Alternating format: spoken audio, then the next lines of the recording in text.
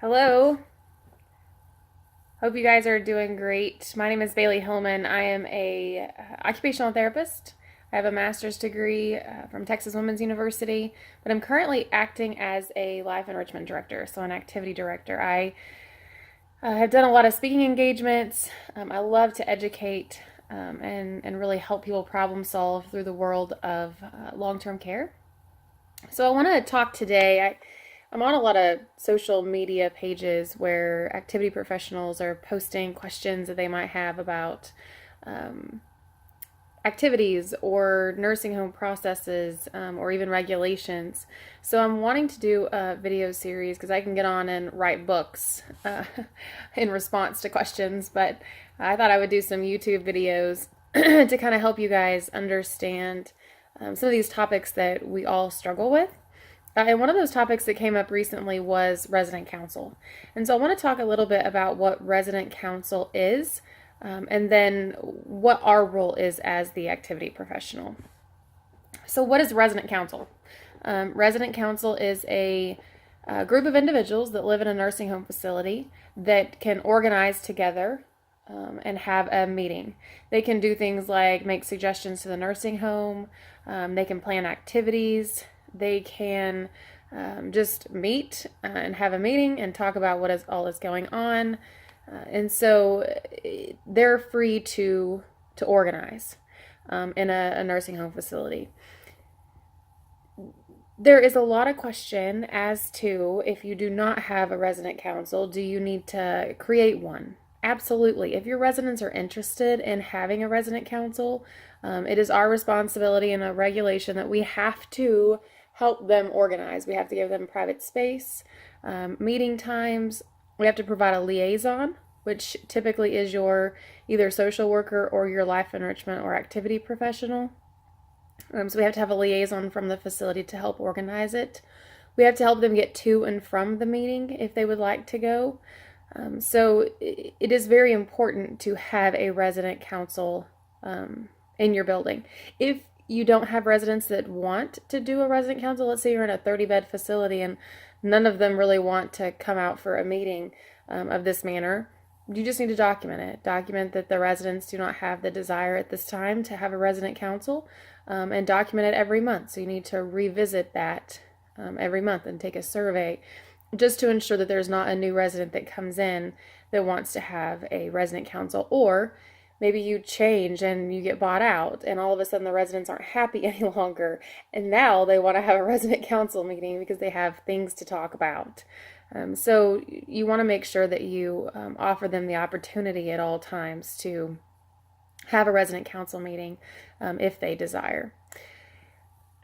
So it's a place that the residents are allowed to voice grievances in the open without having the fear of retaliation. You know, a lot of times our residents don't like to come and complain individually, but when they're in a group setting, they might agree with others who are saying the same thing. And so this is a place where they're protected and safe from retaliation. It also helps to decrease a lot of your grievances. So if you have a time where residents can go to a resident council, you can a lot of times get most of your grievances fixed within these meetings. You want to make sure you're documenting these grievances. And then it also, if you have a meeting like this, it decreases the likelihood that the resident's going to reach out to your either ombudsman or even worse to the state making these complaints. So if they feel like they're being heard and they're able to voice these, you know, in a council meeting in a safe environment, then they're less likely to call the state representative. The same thing for family council. If you don't have a family council, I'll cover that in another video, but family council and resident council will definitely help decrease a lot of your grievances. So what is the task of the, excuse me, the task of the group? A lot of times the group can offer suggestions to the nursing home. That is something that I think as a resident, or even if I was put into a nursing home, I don't want to lose all of my independence, right? I still want to have a voice. I still want to feel like I am heard, and that I have choices in the life that I'm living. And so it gives them an opportunity to make suggestions. Sometimes those suggestions are not realistic. Okay, so let's say you have a van from 1998, a bus that you're taking out for activities, and every resident council, they're asking for a new van or a new bus. You want to take down those suggestions, but it might not always be feasible as far as the business goes on buying a new van at that point in time. But you want to make sure that they're being heard, and that you're giving them good follow-up information in the next meeting on any of the grievances that they've made. They can also plan activities. This is a great time to ask them what they want to do. What do you want to do for activities? Are you pleased with the activities that we have here? Do you want more outings? And if so, where? Do you want to purchase certain things? Do you want a pool table or ping pong table? A lot of times in a lot of our buildings, we've had them wanting ice cream machines, which the soft serve ice cream, dietary hates those because they're extremely hard to clean. But they can offer suggestions like that and planning activities. They can also do educational activities. So you can actually educate the residents during this time or have one of your residents educate. You always want to cover resident rights in this, maybe cover one every meeting. So they're continually being educated on what their rights are as a nursing home resident. So what can an effective resident council meeting do? So it can definitely improve the communication to the nursing facility. So if you take this seriously and you actually listen to the residents, then you could actually learn a lot about what is going on. You can also identify problems that are occurring in your building early. And if your administrator listens and there's good notes from the meeting, the administrator can take that back and take the feedback and start fixing a lot of the problems before they become something that goes out of hand and ends up having a state surveyor in, and then you get tagged for something. So you want to listen to what is going on in the residents' areas, because they're the ones that are experiencing this, and their perception is reality.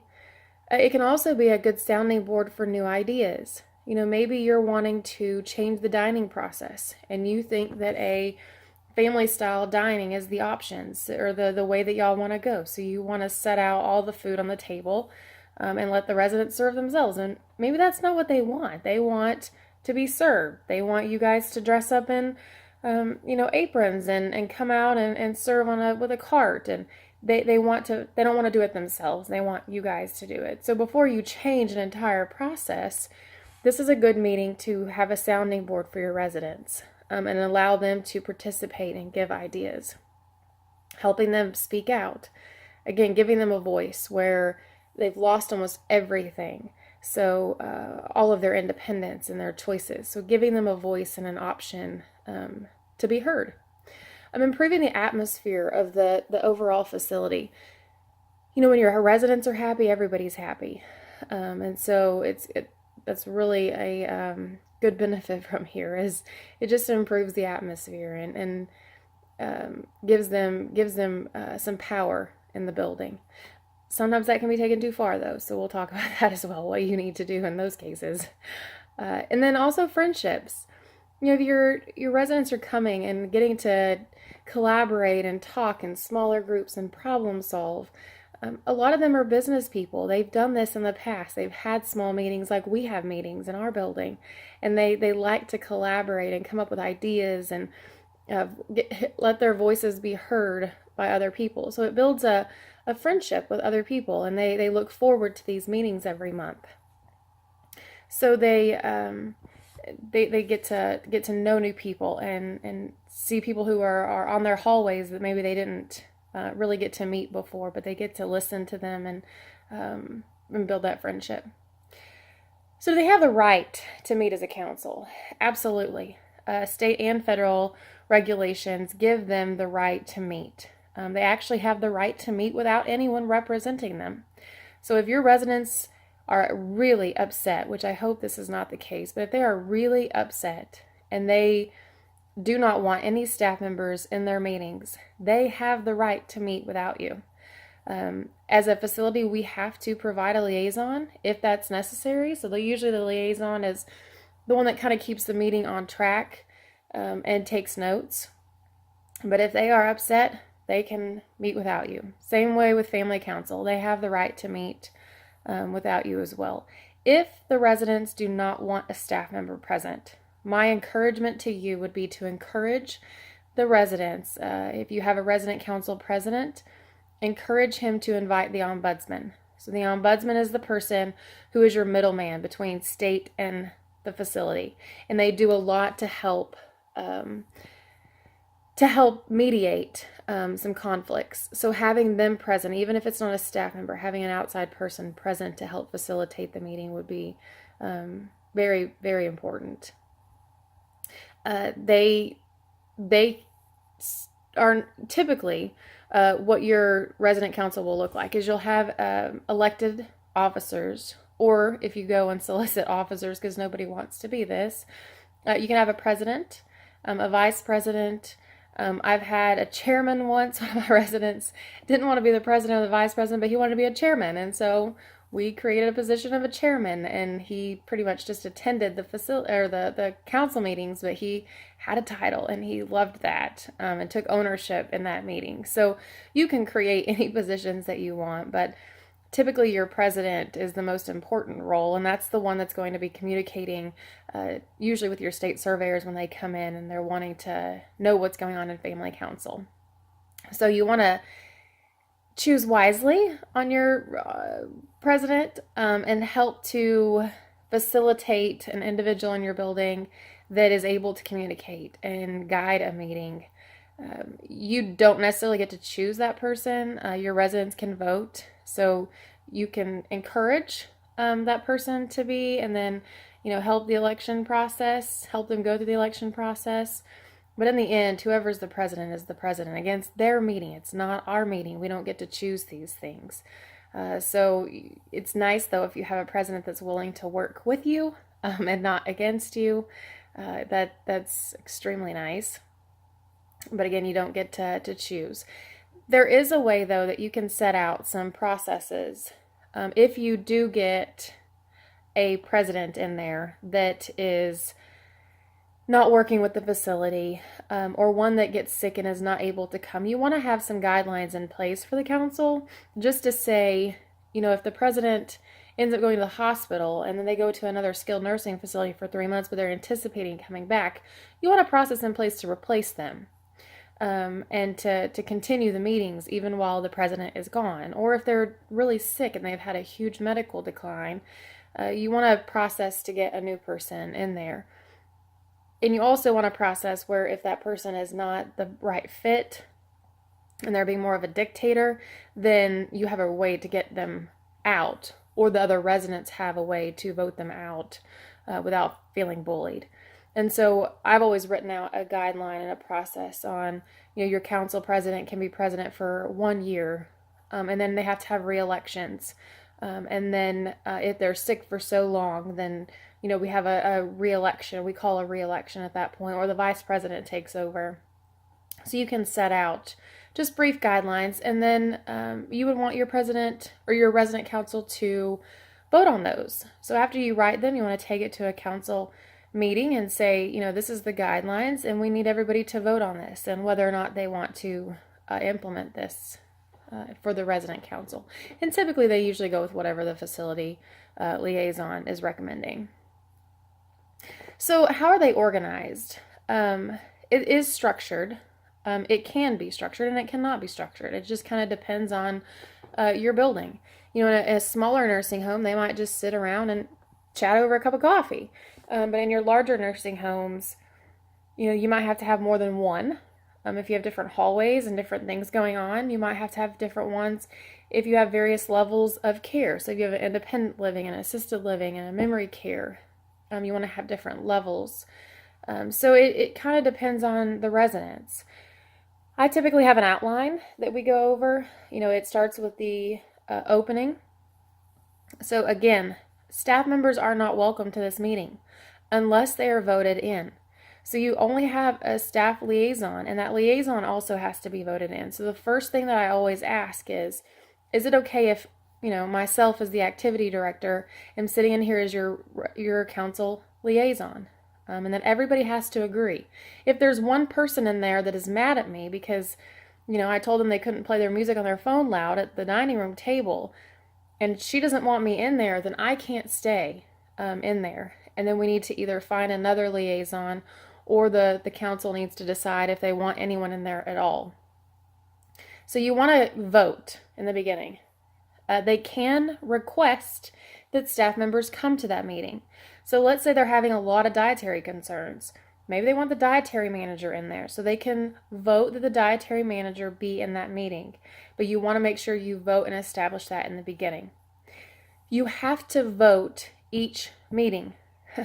I've had some activity directors that tell me, well, they said that they always want all of administration in that meeting every time. I could be a new resident coming in, and I might have a problem with the social worker, and I don't want her sitting in that meeting because I have something I want to say but don't feel safe saying it around her. Therefore, I have to be given the opportunity to vote where she's not able to stay. And so I go through each individual team member and ask, is it okay if the dietary manager stays? Is it okay if the administrator stays? And if for some reason they don't want them to stay, the team member has to get up and walk out and not stay in that meeting. And that is okay. It happens. As a team member, it can kind of hurt your feelings a little, but it's okay. You want them to voice their concerns about you in these meetings versus waiting till a state surveyor comes in, or get families upset and then calling state on you. So it's better to have that option. So always vote in the beginning. I also open it just like a normal council meeting. Can I get a vote for an open? Can somebody give me a motion to open the meeting? And then they'll usually open the meeting. I write down the time that we've opened the meeting. You do not write down the residents' names that are in the meeting on your council meeting sheet. Let me explain why. Resident council is a place for a group of individuals to voice their concerns. This is not a place where, Bob says something and we write down that Bob said this.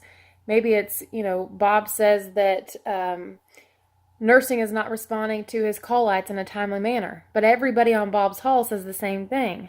I can't just put that Bob brought this up and then us go and attack Bob for bringing it up. We have to look at each grievance and complaint as a whole. So it's better to have the residents' names. It's okay to document that they're there and have a little sign-in sheet if you want, but it's better to document it off of your resident council sheet because they should feel as though they can make complaints in here without them being singled out.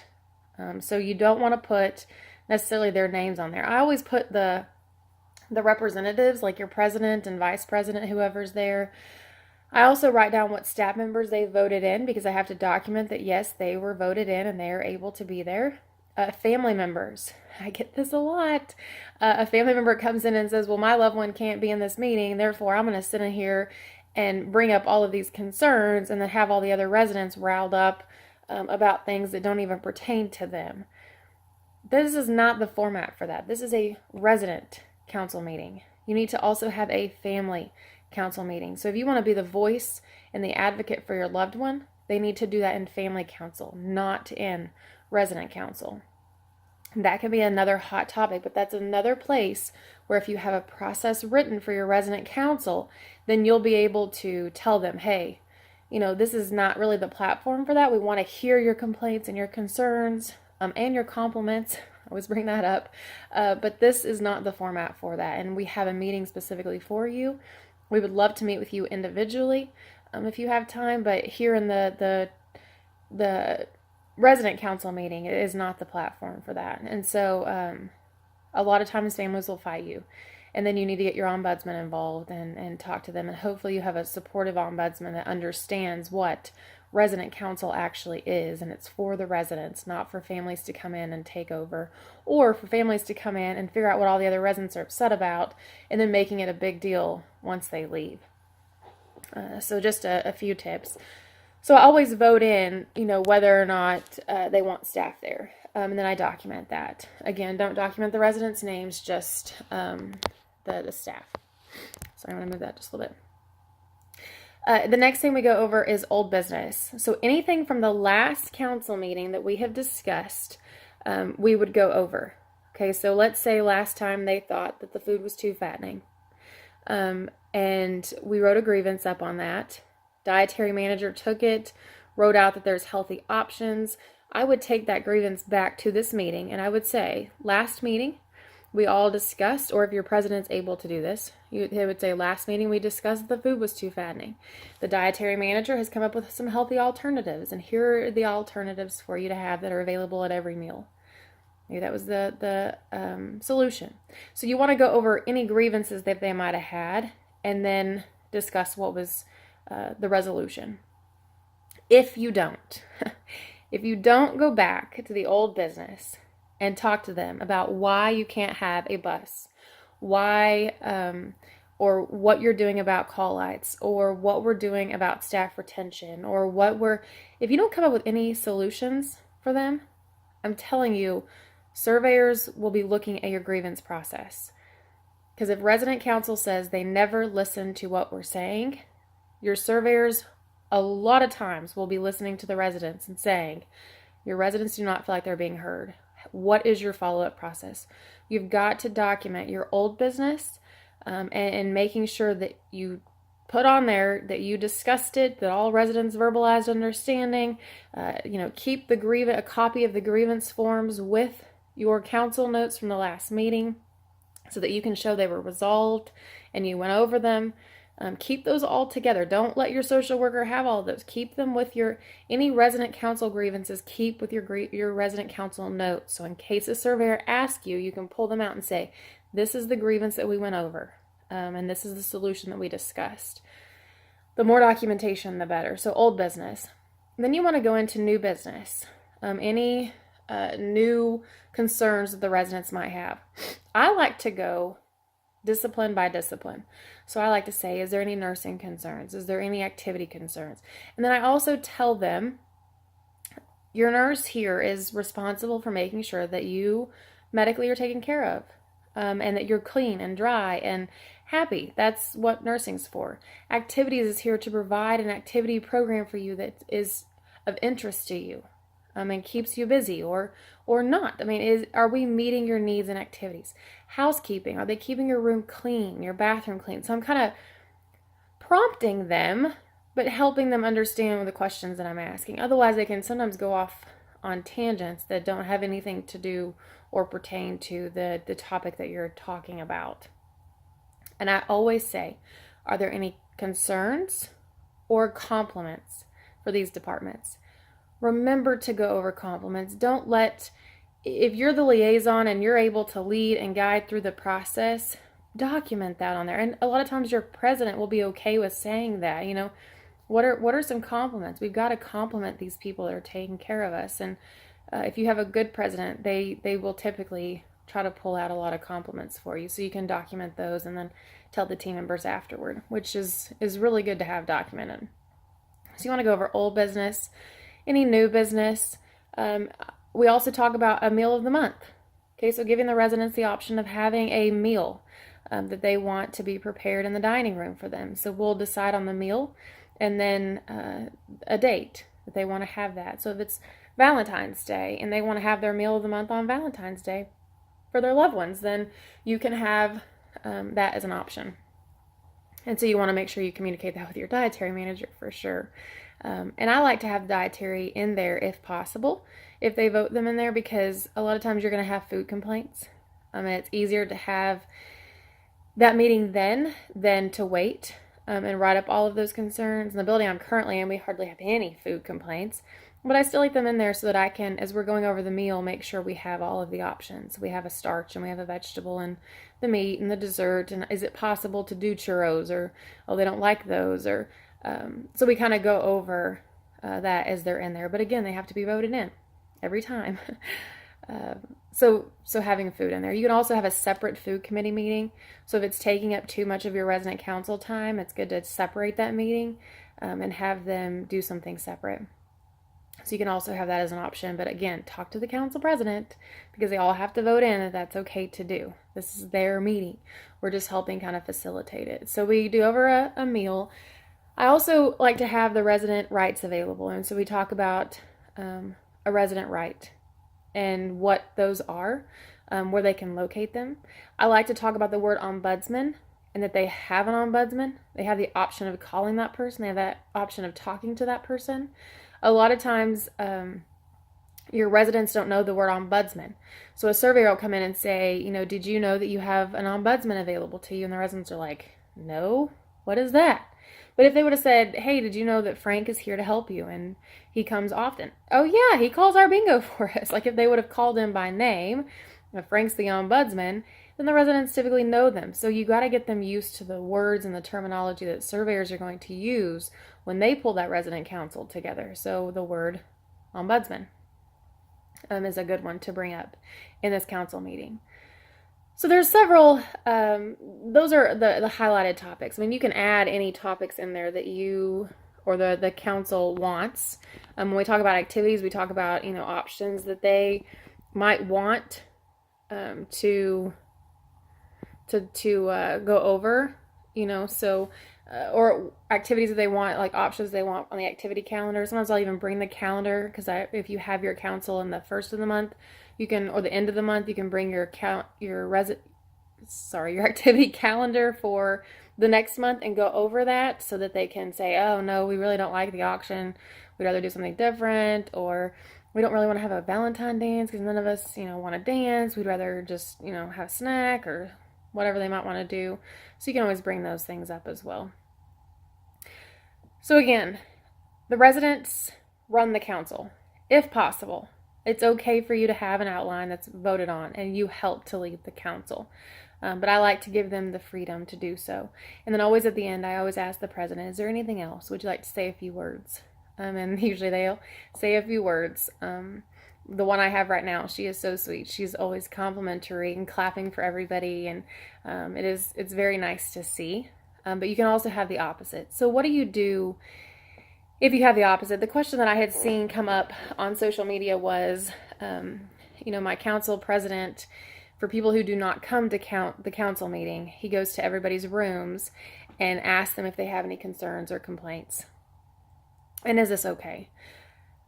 It is perfectly fine if a resident goes to other residents and communicates about concerns in your building. You're not going to stop that. It's their right. Now, if it is bothering a resident, or if it is hindering on the rights of other residents, then yes, you've got a problem. And at that point, I would get my ombudsman involved. I would call them up and say, hey, we have a resident that wants to make sure that all the grievances and complaints are heard, but he is infringing on the residents' rights by going into their room, even if they're not wanting to. If he has boundaries and there's only certain ones that he knows can't come but would like to come, that's perfectly fine. I mean, that's perfectly normal. So you just want to make sure that you're not interfering with the rights of the residents. Read over the resident rights, know the resident rights, but then also, is this council president taking it too far and making other residents feel uncomfortable or approaching them inappropriately? So you want to also follow up real promptly and be very cautious about when an abuse or neglect allegation comes up from resident council. It's a lot of times activity directors are missing neglect, and then the surveyors are catching it. So you have in council notes that someone was left on the toilet for 2 hours and the call light was going off for 2 hours and nobody came to help them, and then they ended up falling. That's neglect, and that's something that you don't wait a week to type up your resident council notes and then go tell your administrator. That is immediately after the meeting, you go tell your administrator that the resident was complaining or had the concern that they waited for 2 hours on the toilet, they ended up falling, and it could be a neglect. It's not us as the activity professional to determine whether it's abuse or neglect. That's your abuse coordinator. So, and I take that back. Typically your abuse coordinator is your administrator, but not all facilities. So if you have an abuse or neglect allegation in council meeting that comes up, you need to go to your abuse coordinator, whoever that might be. Whether it's a DON, administrator, outside person, whoever it is, you need to take that concern to them. And you need to take that concern to them immediately. Especially the new regulations, they have a very short window to report those things. So you want to go and make sure you're catching that and not letting your surveyor catch it as they're reading through your grievance notes. Not a good situation or conversation with your administrator at that point. So you also want to keep the notes. A surveyor can come in and ask for your resident council notes. 3 months is typical. They could ask for 6 months. They could ask for the entire year. They could ask for 2 years. So you do not want to shred or get rid of your resident council notes. You want to have good documentation. At the end of my notes, I have a place for the president to sign. I have a place for the facilitator or the liaison to sign, which is typically the activity professional. And then I also have a place for the administrator to sign and date so that we can see that they read over it, that all of this is accurate, and that we're all signing off saying that we know what was in these notes. I keep them all in a notebook by the month. I also keep my calendars in there. I keep a copy, not the grievance, because that's usually your social worker keeps the grievances, but I keep a copy of the grievances from the council so that I know what things I went over. I keep a copy of the resident rights in there. I keep a copy of grievance forms. So I didn't cover this. Let's say that Sally says, I have lost clothes. I keep losing clothes in laundry and they keep disappearing. And my family is supposed to be doing my laundry, but I keep losing clothes because they're doing my laundry here now. And my family is supposed to be doing it. You can say, does anybody else here have this same concern? And if everybody just sits there, like, nope, we don't have this concern. That's not a resident council grievance. That is a Sally grievance. Sally is complaining that her clothes are being lost. It's a personal grievance. I would then take out a grievance form and I would write on there that Sally has this grievance, and I would go write out what she said, and then I would give that in as a separate grievance from council meeting. So unless 2 or more residents make that same grievance, it does not go on your council notes. It is as if you met the resident in the hallway. After the meeting, you can say, Sally, do you mind if I visit with you for a minute? Since you are the only one with that concern, I want to make sure we follow up on that quickly for you. Do you mind if I write this here on this grievance form and I'll turn it into laundry so we can get you a solution? A lot of times she will be fine with that, or the resident will be fine with that. Again, 2 or more residents need to make the same complaint. If call-outs aren't being answered and 2 residents make that same complaint, then that's a complaint from the resident council. It's 2 or more, a group of people meeting together. So I keep grievance forms with me, so in case I need to write up those individual grievances. So that's how I handle resident council. This is a meeting that can either be something that everybody dreads, or it can be something that is incredibly positive. And really, it's the way that you facilitate it. To cut down on a lot of your grievances, I'll give you a trick.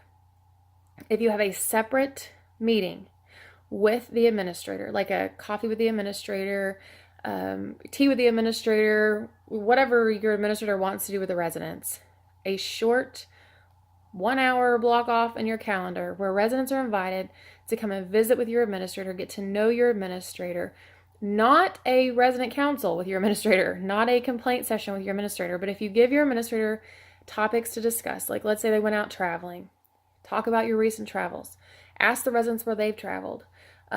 It's Valentine's Day. Talk about what they've done in the past for Valentine's Day. Talk about their favorite holidays. Talk about fishing. Talk about whatever your residents and your administrator have to communicate about. Have them sit down together and just have good conversation, good, fun conversation, at least once a month. It will significantly decrease the complaints and grievances you have in this meeting. And if you are constantly asking, give me concerns or give me concerns or grievances, and give me compliments, a lot of times you're going to get a mix of both. So have a separate meeting, let them get to know the administrator, make them feel heard. They want to know the big boss. That's just how we all are, right? We want to know the person in charge. Who's the person in charge? And if they feel like they have a personal relationship with them through these coffee talks and teas, you're going to cut down on your grievances a lot. So this can be a positive meeting if you kind of facilitate in that direction.